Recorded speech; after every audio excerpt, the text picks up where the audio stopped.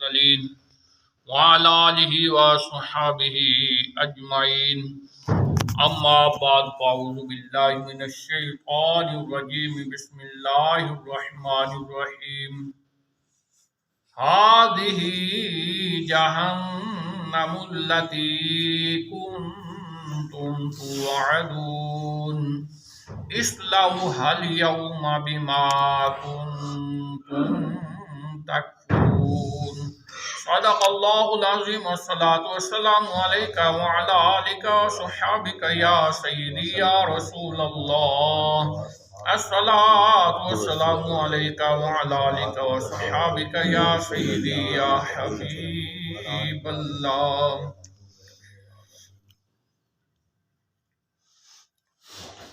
سامعین، آج آپ نے سورہ یاسین کی آیت نمبر 64 تک سماعت کیا ہے. هذه جہنم التی کنتم توعدون، یہ ہے وہ جہنم جس کا تم سے وعدہ تھا. اصلوها اليوم بما کنتم تکفرون، آج اس میں جاؤ بدلہ اپنے کفر کا.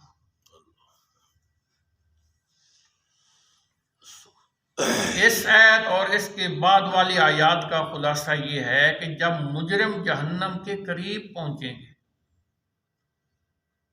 اور جہنم انہیں سامنے نظر آئے گی کھولتی ہوئی، جوش مارتی ہوئی،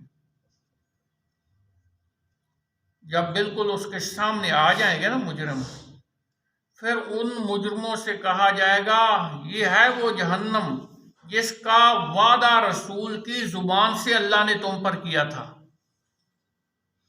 تم کہتے تھے کب آئے گا وہ وعدہ، اب آ گیا ہے، چلو جہنم میں.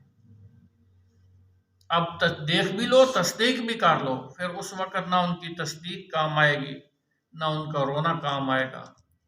اس لیے بتایا گیا اس سے پیچھے والی آیات میں وَعَنِبُدُونِي هَذَا صِرَاطٌ مُسْتَقِيمٌ، بس میری ہی عبادت کرو، یہی سیدھا راستہ ہے. برائیوں سے بچو ورنہ جہنم کے ایندھن بن جاؤ.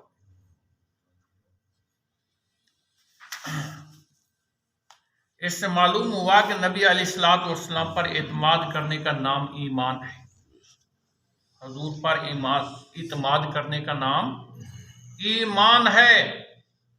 کفار آخرت کو دیکھ کر ساری چیزیں مان جائیں گے، آخرت کو دیکھ کر ساری چیزیں مان جائیں گے. اللہ اکبر، مگر وہ ماننا کارآمد نہیں ہے. پتہ چلا کون سا ماننا کارآمد ہے، وہ رسول کی زبان سے ماننا بس کارآمد. رسول پر اعتماد کرنا کام ایمان ہے. ایسے ہی نا نبی پاک صلی اللہ علیہ وسلم جب کفار مکہ کو سب سے پہلے پہاڑ پر چڑھ کے بلایا تھا، میری بات سنو، سارے اکٹھے ہو گئے. اس وقت نبی پاک نے فرمایا تھا، یہ نہیں فرمایا تھا کہ اللہ کو وحدہ لا شریک ہوں.